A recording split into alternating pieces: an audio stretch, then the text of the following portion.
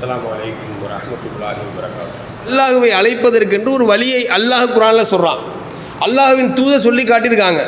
இன்றைக்கு நம்ம திக்ரு மஜ்லிஸ்கள் இருக்கா இல்லையா? இந்த திக்ரு மஜ்லிஸ்களில் சில சப்தங்கள்லாம் வருது. ஹக்குத்துல் ஹக்கு, ஹூ அல்லா, ஹூ அல்லா, இவையெல்லாம் அல்லாஹ்வை அழைப்பதற்கான சப்தங்கள். அல்லாஹ்வை நாங்கள் நினைவு கூறுவோம்னு சொல்கிறாங்க. முதல் விஷயம், இப்படி நினைவு கூறுவதற்கு மார்க்கத்தில் அனுமதி இல்லை.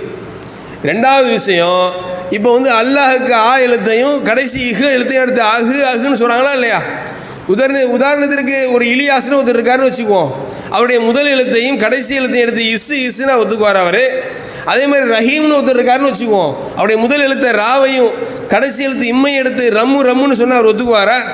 அப்போ சாதாரணமாக பலவீனமாக படைக்கப்பட்ட மனிதனே இப்படி தன்னுடைய பெயரை சொல்லி ஒரு மனிதன் அழைப்பதை விரும்ப மாட்டேங்கிறான். ஆனால் படைத்தவன் அனைத்து பொருட்கள் மீது அன்னல்லா ஹலா குல்லி ஷையின் கதி நல்லா சொல்லி காட்டுறான். இப்படிப்பட்ட இறைவனை நாம் எப்படி அழைக்கணும்? இப்படி தான் அழைப்பதா? இதற்கு அல்லாஹ்வின் தூதர் சொல்லி காட்டியிருக்காங்களா? இதே மாதிரி அழைப்பதற்கு ஏதாவது ஒரு பள்ளியில் அல்லாஹ்வின் தூதர் வாழ்ந்த காலத்தில் அவர்கள் இப்படி ஒரு கிழமையை நிர்ணயித்த அந்த கிழமையில் அமர்ந்து மக்களையெல்லாம் ஒன்று கூட்டி வைத்துக்கொண்டு சப்தமிட்டு இது போன்று அழைத்தார்களா?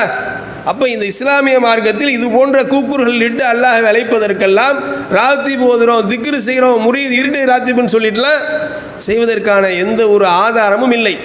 அப்படி செய்தால் இது இஸ்லாத்தில் அங்கீகரிக்கவும் படாது. அல்லாஹ்வின் தூதர் ஆரம்பத்தில் ஒவ்வொரு நாளும் ஒவ்வொரு உரையிலும் வாய்ப்பு கிடைக்கும் போதெல்லாம் மக்களுக்கு உபதேசிக்கும் போது சொன்னாங்களா இல்லையா?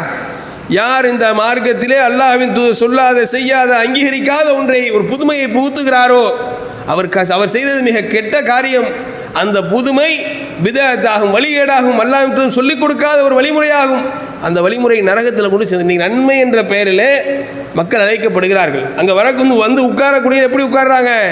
எனக்கு நன்மை வேணும், நான் தொழாதவனாக இருக்கிறேன், நோன்பு வைக்காதவனாக இருக்கிறேன், இது ஒரு மாற்று பரிகாரமாக அமைய வேண்டும், எனக்கு இதை கொண்டு நான் நன்மை அடைய வேண்டும், என்னுடைய பாவங்கள் கழிய வேண்டும், அல்லாஹ்விடத்தில் சொர்க்கத்தை அடைய வேண்டும் தான் அங்கே உட்கார்றாங்க.